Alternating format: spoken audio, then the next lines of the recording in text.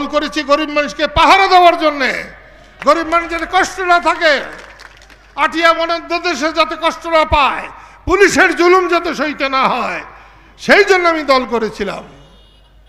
কিন্তু আমার মনে খুব আঘাত লেগেছে যে আমার দলের অনেক কর্মীরা, অনেক নেতারা মানুষের পাহারাদার হবার চেষ্টা করে নাই, পাহারাদার হয় নাই। তোমরা যদি এখন থেকে পাহারাদার হতে পারো আমি খুশি হব। আর কয়দিন বাঁচবো আমি জানি না, কিন্তু ইলেকশনের পরেই বলেছিলাম যে এই শেখ হাসিনা 6 মাসও থাকবে না। এখন শেখ হাসিনা সব কিছু হারাইছে, তারে নিয়ে আমি কি বলতে যাব? তার যদি ক্ষমতা থাকতো তাহলে তার ভুল ত্রুটি নিয়ে কথা বলতাম।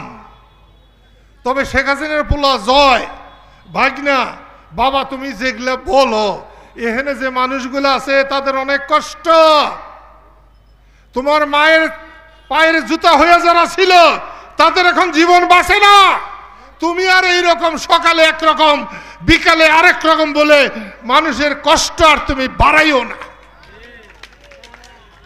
আদব কাদার শিখো, বড় হও। আমেরিকায় বসে কথা বললেই তাকে বড় বলা হয় না। তুমিও কিন্তু বাবা আমেরিকায় থাকতে পারবা না। বইলা গেলাম, আল্লাহ কেন যেন আমার কথা শোনে।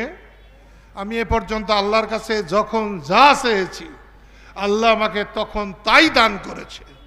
সেই জন্য এখানে এই দেশে এই দুনিয়ায় আমি খুব একটা নেতা গোতা করে পাও দোয়াই না, নেতা গোতা করে চাটু মারি না। যদি চাটু টাটু কিছু মারতেই হয় সেটা আল্লাহ রসুলরে মারি, সারা দিন রাত মারি। এবং এ পর্যন্ত যখন যেভাবে যে কষ্ট পেয়েছি, আল্লাহকে যখন যা বলেছি আমার সে কষ্ট আল্লাহ দূর করেছেন। সেই জন্য আবার বলছি, শুধু মাতবরি করার জন্য না। সকালবেলার আমির রে ভাই ফকির সন্ধ্যাবেলা, আমি অনেকবার কাজী নজরুল ইসলামের এই কবিতা আমি অনেকবার উচ্চারণ করেছি। আমার বউ আমার পাশে বসলেই এই কবিতা সে উচ্চারণ করে।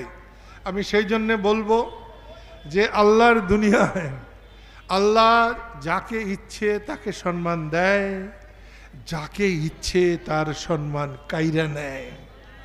এখানে যদি কেউ ভাবে যে বস্তা বোঝাই টাকা আছে এই জন্যে সে সম্মানিত হবে, হতে পারে 2 দিনের জন্যে, হতে পারে 4 দিনের জন্যে, কিন্তু চিরস্থায়ী সম্মানী হতে পারবেন না।